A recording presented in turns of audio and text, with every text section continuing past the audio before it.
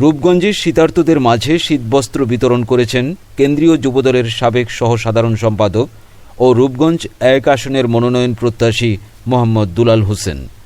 শুক্রবার ১৪ ডিসেম্বর সন্ধ্যায় রূপগঞ্জ উপজেলার পূর্বাচল হায়রারবাড়ি এলাকায় শীতার্তদের মাঝে এই কম্বল বিতরণ কর্মসূচি পালন করেন মোহাম্মদ দুলাল হোসেন।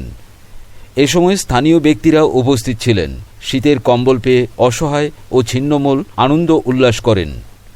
এ সময় মোহাম্মদ দুলাল হোসেন বলেন, আজকে আমি শীতার্তদের মাঝে শীতবস্ত্র বিতরণ কার্যক্রমের উদ্বোধন করলাম। ধারাবাহিকভাবে রূপগঞ্জ উপজেলার প্রতিটি এলাকায় প্রতিটি ওয়ার্ডে ওয়ার্ডে এই শীতবস্ত্র বিতরণ কর্মসূচি পালন করব ইনশাআল্লাহ। মা ও বোনেরা এবং ভাইরা, আপনারা জানেন বিএনপির চেয়ারপারসন আপসীন দেশনেত্রী বেগম খালেদা জিয়া শীত মৌসুমে প্রায় কম্বল দিতে আপনারা দেখছেন না যে বেগম খালেদা জিয়া কি করতেন? শীতবস্ত্র বিতরণ করতেন, কম্বল বিতরণ করতেন। কাদের জন্য?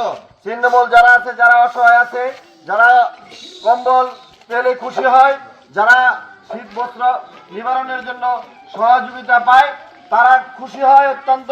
এবং বেগম খালেদা জিয়া প্রায় বিভিন্ন জায়গায়, ঢাকা শহরের বিভিন্ন জায়গায়, বিভিন্ন ডিস্ট্রিক্টে এই শীতবস্ত্র বিতরণ করে থাকেন।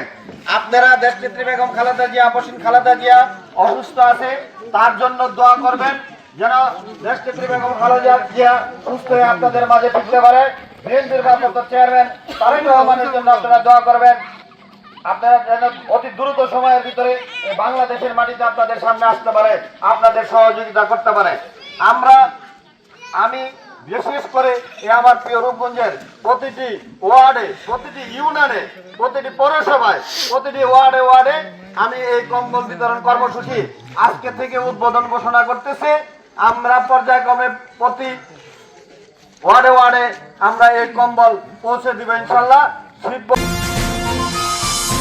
কেটিভি বাংলা, বিশ্বের চোখে বাংলাদেশ।